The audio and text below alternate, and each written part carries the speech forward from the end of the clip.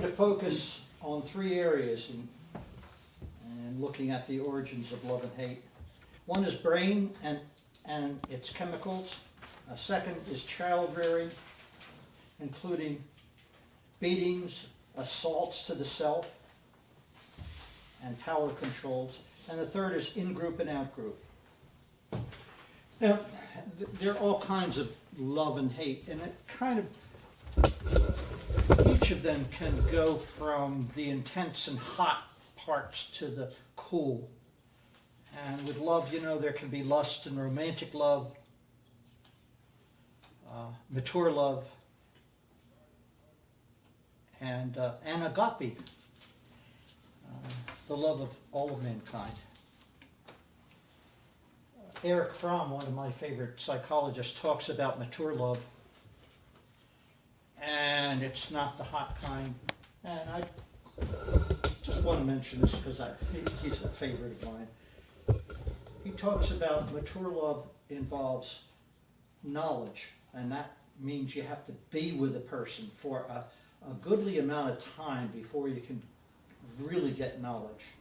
And from that understanding, not just you know the facts, but you can put them together. And you form little theories about the other person. You form ideas about what makes them function. And a third quality is from that knowledge and understanding comes respect. That you see the positive qualities and do respect the person. And finally is caring. And that can be more on the cool side. With hate, you know, there's anger, there's contempt, repugnance, scorn, revenge, from hot to cool. And revenge usually is more cognitive, and you think about what you're going to do. You don't just do something right away. Revenge is more cool and thoughtful. Okay.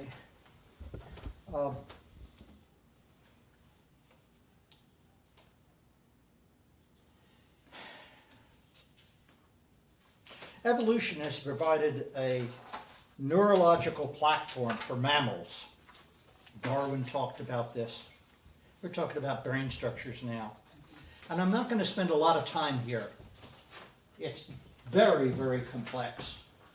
I'm just going to mention that, you know, major systems are this prefrontal cortex all up in here, and then up the brainstem that comes up the bottom and hooks in underneath your brain in the midbrain, and that's the limbic system. And both of those are very important.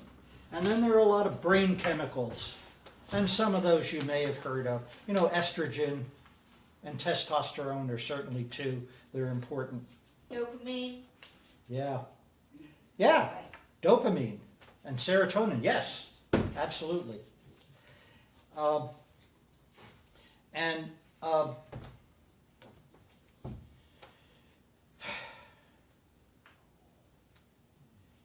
Without those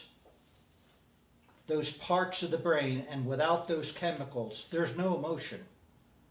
It's Mr. Spock and then some. And you know, there's a thin line actually between love and hate, real hate, intense hate. They light up both the same areas in the brain. They light them up. And as a matter of fact, if you're given an injection of epinephrine, it's a kind of stimulant that charges you all up. If you're given an injection and then you're shown a picture, you begin to feel. You may feel, depending on the picture, love or hate. But right away, it's like, it's nebulous until you have the thoughts. And so there's a combination. It's a combination of your system functioning and your thoughts. The two-factor theory of emotions. You need those thoughts. You need those thoughts to integrate.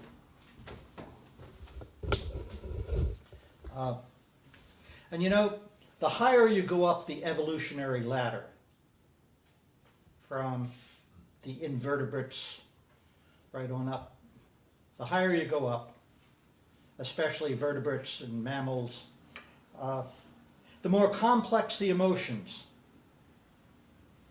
the more complex the neurobiological platform. And you know, it's easy to damage that neurological platform. Yeah.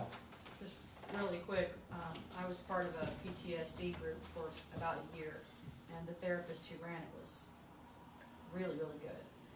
And one of the things that he talks about at the beginning of each group, and it really stuck in my mind, it has to do with what you're talking about.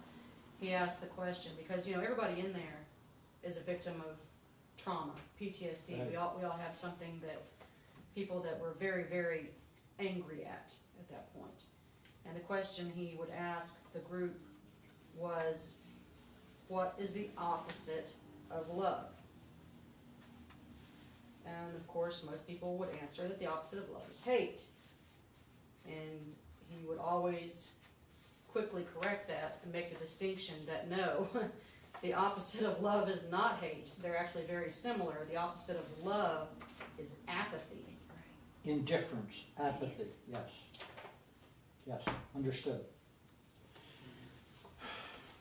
That brain platform can be easily, readily influenced, and among other things, with pregnant women, if they smoke, if they drink during pregnancy, both of those tend to lower IQ, and by significant amounts. You know, it depends on where in pregnancy, but both of those. And accidents on the playground. A kid hits their head. Little girls, for some reason, hit their head more on the playground when they're 10 years old or so than little boys do. And hey, it damages. And what it damages is primarily the frontal cortex, the ability to damp down the emotions, the ability to control them is inhibited by those accidents and by things like drinking and smoking. Lead in the water is another one, asbestos is another.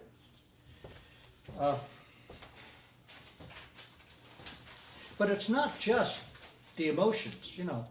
Those kids who've had moms who smoke and drank or whatever, those kids who've had lead in the water, they commit more violent crimes like armed robbery and murder.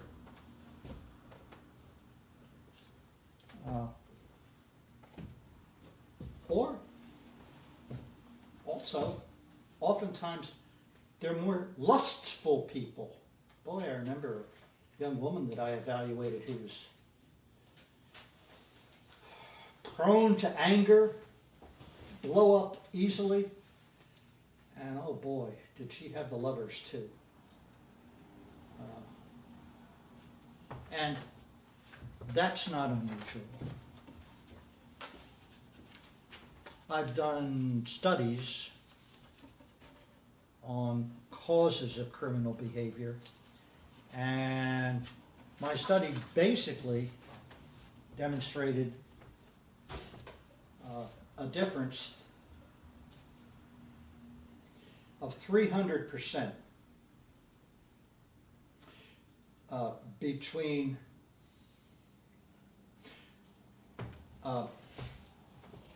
normal people in a community and people who committed a violent crime, including a lot of murderers.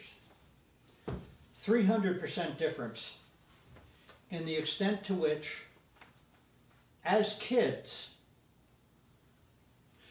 the kids were beaten repeatedly so that they couldn't get away from beatings. You know, the drunken dad who comes in and says, "You little shithole, I'm going to get you tonight." Bang, bang, bang. What did I do? Bang, bang, bang. Yeah. What do you think about those 13 kids and the one that's Oh, 29? boy. I don't know what's going to happen with them. Do you think the 29, the older kids will be able to function on their own? I think that's going to need a hell of a lot of careful training, and I don't know if that's going to if that's going to occur. But it's not only that. It's not only the beatings that, you know, if you get beat for particular kinds of things, you can learn, hey, I'm not going to do that anymore. Those kind of people don't tend to become the murderers. It's the ones that are beaten whatever.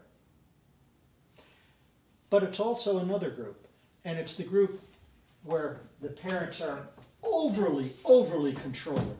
You know, they have they have the little camera there. You're not studying right now, you're looking out the window. If you continue that, you're getting no supper, or I'll come up there and beat your ass. You know, that's over control. And there are parents who do over control. And the more you do it, this isn't just, you know, a black-white. The more you do it, the more the person feels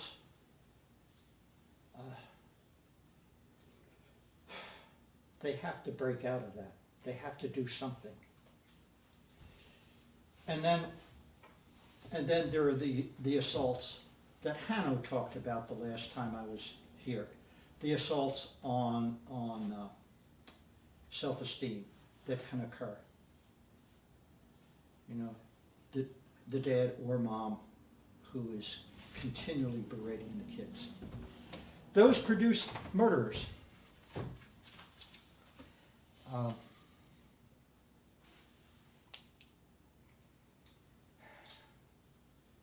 I may have told you about this case. It's the guy who had I don't remember. It's the guy who had the crowbar. He was 16 and a half. He was just about out of high school. He was living with a woman, and he called some people that he didn't like, a specific person. He said, "Donnie, if you don't get over here, you're going to be dead. You better get over here. You," and he, you know, all the epithets. Well, his partner said, "What are you doing?" Well, the guy that I evaluated, this guy, let's call him Harry. Harry had a crowbar there. 3 guys came over, and Harry opened the door, and he smashed one guy, like that, with the crowbar. Ooh. What the heck went on? He was a kid I evaluated. Said, were there any, what happened in your home? You know, what was it like growing up? It was an ordinary home. Well, were you traumatized? And so, no, it was an ordinary home. Well, I began questioning more thoroughly. Oh yeah, my dad used to smack me around. How often? Just about every night. He'd pull down my pants and smack me. He'd really give it to me. But that's not happening, you know, hey. So his mother and dad had gotten divorced when he was 14. She married someone else. And she just poured love into him. And she said, you know, she kept telling him, you're my baby, you're my baby. He needed money. She'd give him 10 or 15 bucks. He used it for drugs. He wanted to live with his girlfriend for a while. Oh, okay, you're my honey, you're my baby. So he whacked the guy. The guy, you know, went into a coma, but woke up. 2 weeks later, he had he had a facial droop. And a broken jaw. Yeah, needless yes. to say. And he made no connection between all of those beatings and what he did. He made no connection. He didn't see it as cause-effect. It was just part of life for him. And in complicated ways, this reflects repression. You don't know what the causes of your behavior are. It's in a fog. It's in a fog. Maybe you could slowly learn. It represents projection. It's like you project your anger and fears and so forth on someone else. They're the cause of difficulty, not you. They're the cause. Even if it's irrational. Say you call them out and you smack them.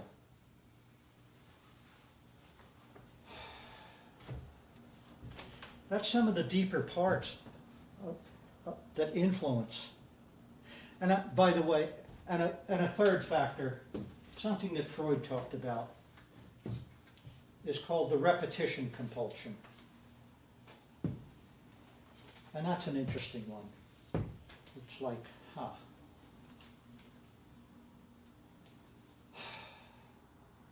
do you deal with a trauma, a deep trauma?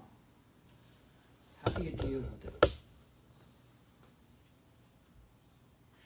You deal with it in part by saying, if I'm afraid and fearful, and I'm afraid all the time, I won't allow myself to be afraid all the time. I'm going to be the aggressor instead. I'm going to be the aggressor and I'm going to do it over and over again. I'm never going to be afraid again. I'm going to get him first. And that happens. That happens. And that's part of hate. That's part of hate. That's one of the deep resources of hate. I want to talk about something else, though, now. And that is in-group, out-group. In the examples that I gave you about Freddie Carter, one part of that was, you denigrate the other person.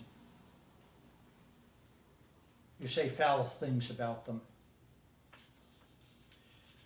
And you make them less than human. And if you can do that, it's easier. It's easier to hurt and to go after them, to seek revenge. I think in-group, out-group is the scourge of our nature.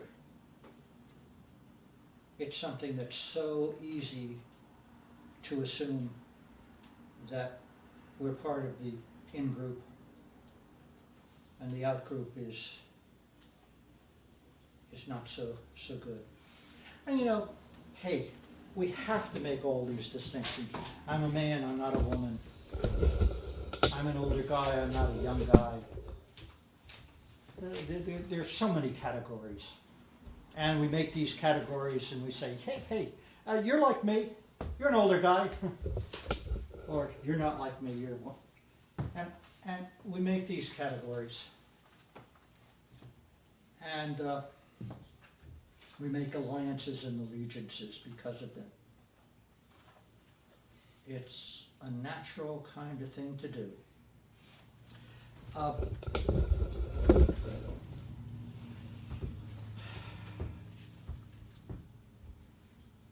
And at the same time, you guys probably know that in wartime, soldiers are trained right away to look at the enemy in vicious, vicious terms, those goddamn gooks, those, and you go down and down the list of ways of making them less than human. And we're patriotic if we do that. We have to go after our enemies. And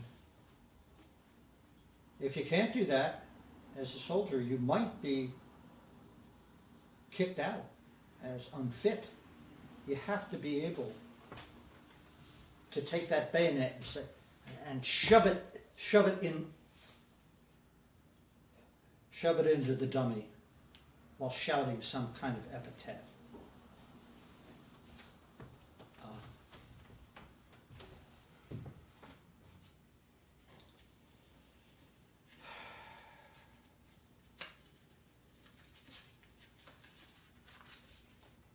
And of course we do that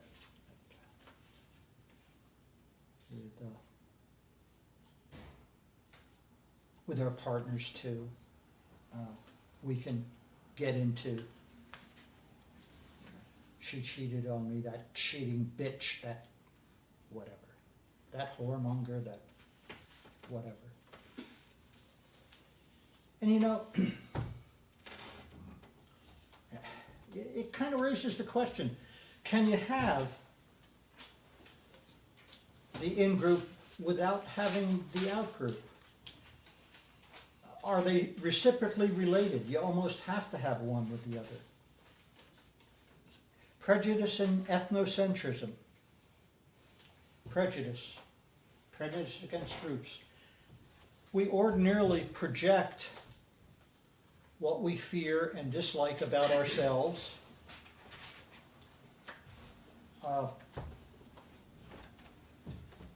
I had a mentor by the name of Zygmunt Ph.D. Oh God, he was a great psychologist. And he wrote a book on dreams, and he said, you know, in that book, you dream of a giant chasing you, and you're stumbling, and you're afraid, and you're running. And what that dream illustrates is, yeah, there's fear in you. But also, it illustrates that there's a subterranean part of you that would like to be the giant. That would like to have that power. To be able to scare somebody, chase them, and maybe kill them with impunity. And that's what we fight, internally. Yeah, we're civilized. We are. And that's pushed down. And it is. It is pushed down. And we say, no, that's not me. And it isn't most of the time. But our politicians and others can raise that up and say, be patriotic. These are our enemies. They can bring out that base part of you. It's all a part of us.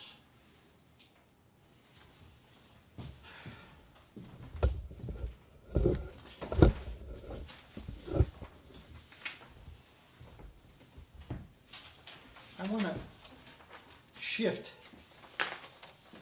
to another theme before I end up.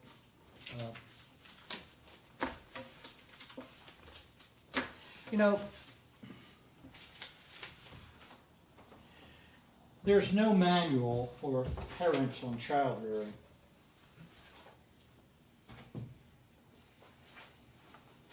There's no manual that moms and dads have to read.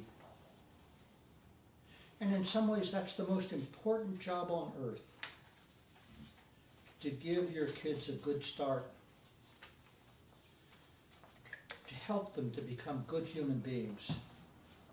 And there's no manual for it. There's a famous psychologist, his name was B.F. Skinner. He wrote a book called Walden 2. It had to do with designing a society.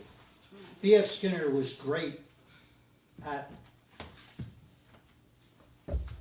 explaining how we develop our personality, how we develop our habits, how we develop. And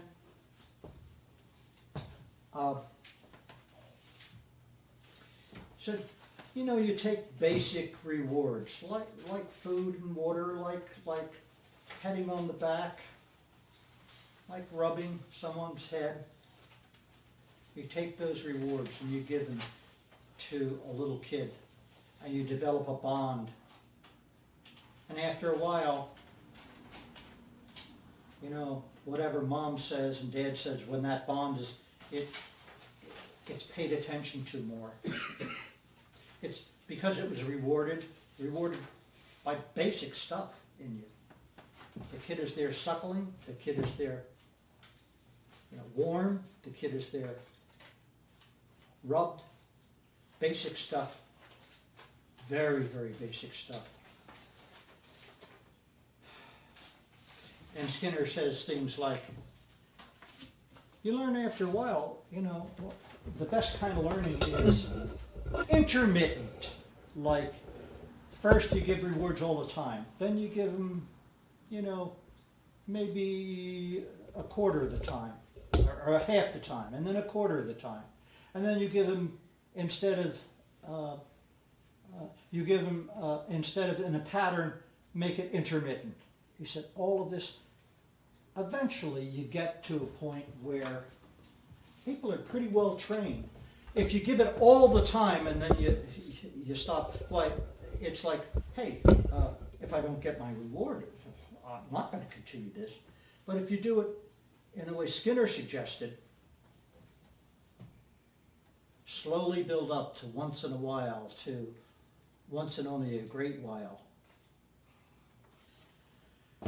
And Skinner said, look, you can build a society. You can build a society where there are no put-downs, where there are very little, if any, ever punishments. What happens if a kid misbehaves? You can ignore it. Ignore it completely. Now, there may be times in which that's not quite possible, but most of the time you can just ignore it. He wants something and you look the other way. You just ignore it. And then you reward the better behavior. You know, teachers say you catch them being good. and that's the idea. And Skinner produced a book, Walden 2, on how to create that kind of society. Skinner missed some things. He wasn't a cognitive psychologist, and he missed some things about language and how language horrendously influences and how, but at any rate, others improved.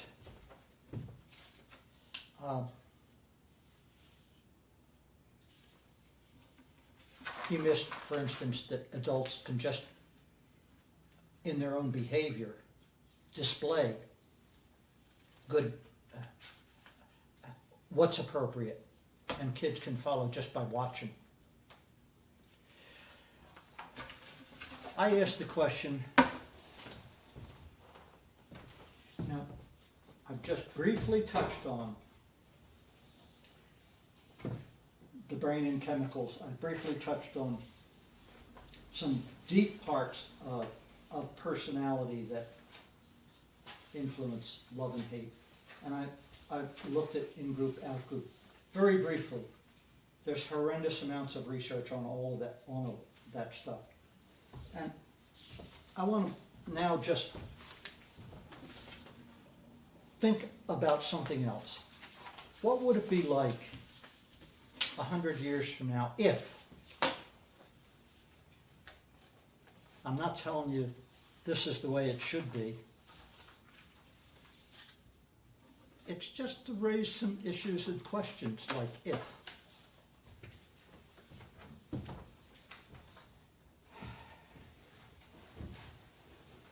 If there was a manual for parents and training and nursing care, and parents were expected to read and abide by and function with the manual. The manual that used rewards, not put downs, that used no beatings, that used an improved Skinnerian kind of approach. If there was 100 years from now, when women was pregnant, no smoking, no drugging, no alcohol, and watched out for toxic substances. That's especially for pregnant moms. And for dads to reinforce that, to help also with toxic substances. If 100 years from now we use the advanced Skinner models in schools, at home, and rewarded regularly. Compassion, caring, work, yes, work. And ignored in-group, out-group types of behavior. Maybe, even 100 years from now, some direct cortical rewards. You know, you can spray oxytocin in your nose and, oh God, it feels great. It's a reward. It's an immediate reward. 100 years from now, wouldn't it be nice if only positive people were allowed to run for office? By positive people. That would take much more than 100 years. Yeah. Maybe in another maybe. universe. Maybe. Excuse me, Randy, there has already been research done with animals, dogs particularly, on positive reinforcement. Yeah. Doesn't work, unfortunately. Because the dogs are different. What happened was they did it with dogs who came from abusive homes.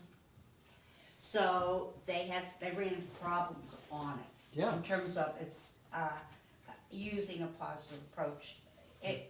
But if it came from a loving home, it could be different. So that, and then we go into, well, what's the quality of loving? You got it. And 100 years from now, and I'm just doing this, and I'm going to ask some questions about that 100 years from now in just a moment. You know, suppose that wide diversity was admired and allowed, as long as it wasn't, disrespect and so forth. Yeah. Let me just say, we have a dog named Sadie. We never punish her. It works well. Yeah. Okay. What if 100 years from now we could all get equal funding for food and housing and pleasure activities? Yeah. God, we have such a society in which the greedy are so rewarded.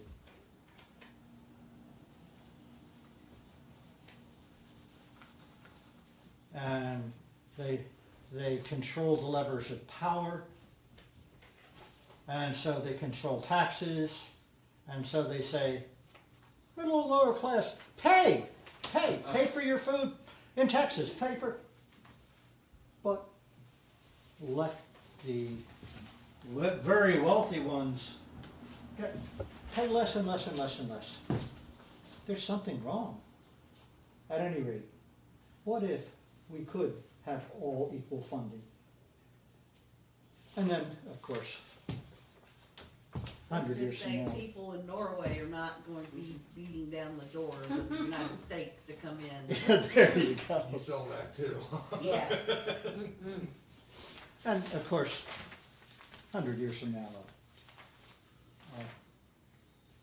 erase aging genes and those that lead to bodily inflammation. That'll be a little late. Yeah. But, you know, you can raise these issues, and they, in some ways, may seem cheap if we could only go in those directions. But it does present huge problems with values. You know, would society be better off if we pressed all people to work, or at least some to work harder and produce more and be more creative? Would society be better then?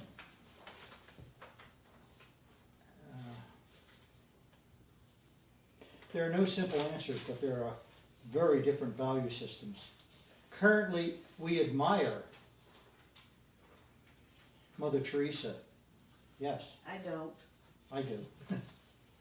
But No, Teresa is a nice no. person. Mother Teresa was not to be admired. She Okay. got thousands, millions of dollars, which she just banked, and she let the people starve, and she didn't use that money for their care. if that's true, I would agree with you. At any rate, the image that I have of Mother Teresa, Read we can Christopher admire. Dawkins' book on her. Okay. But we also admire the rich and the powerful, the brilliant thinkers, heroic soldiers, physically beautiful people. I don't admire physically beautiful people, especially if Good. they're not Good. beautiful. But our whole society has advertisements all over the place.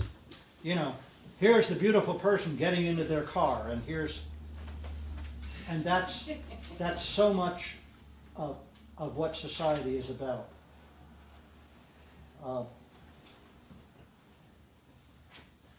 And another question is, the Skinnerian kind of model where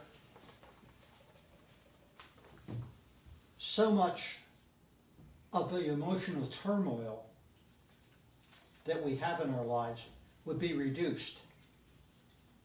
Would it be too boring? God, we love those TV programs. People love The shows that turn on the love and hate, that turn on the physiology, that get you hepped up. Would it be too boring? And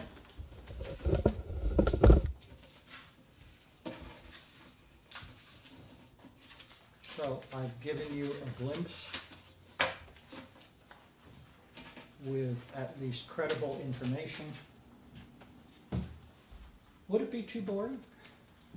Actually, that's a really good point. I mean, there's a whole psychology behind that, behind how much trauma and stress outlet in our lives we require in order to not feel stagnant in our lives. Yeah. And one really interesting thing that came to mind for me is our friend Jason, who's sitting here in the congregation right now, because you have such a peaceful mentality, and what you do for a living is fairly physically violent wrestling with people. So on the one hand, for you, that's probably an outlet that you're able to partition off from the rest of the mentality in your life. I mean, it's a really interesting. We can thing to think enjoy, about. we can enjoy watching, and we can, and maybe you can enjoy participating something in which, gee, you don't know what's gonna happen, are you gonna win, are you gonna lose, and, yeah, It's one of the reasons people like football so much. yeah, yeah, They get into that. Yeah. The team mentality and yeah. the groups you were talking about. The in and out, Mm-hmm. us and them. Mm-hmm. Yeah. I was thinking during it, it was like, whatever happened sometimes back in the day, like doctors, for example. I wish I lived in a different time. A doctor, you get called, and sometimes he lived on apple pie and dinner. Yeah, You know, yeah. it wasn't $670 for him to hop on a horse and come out to you and Oh, see you're you. right. You know,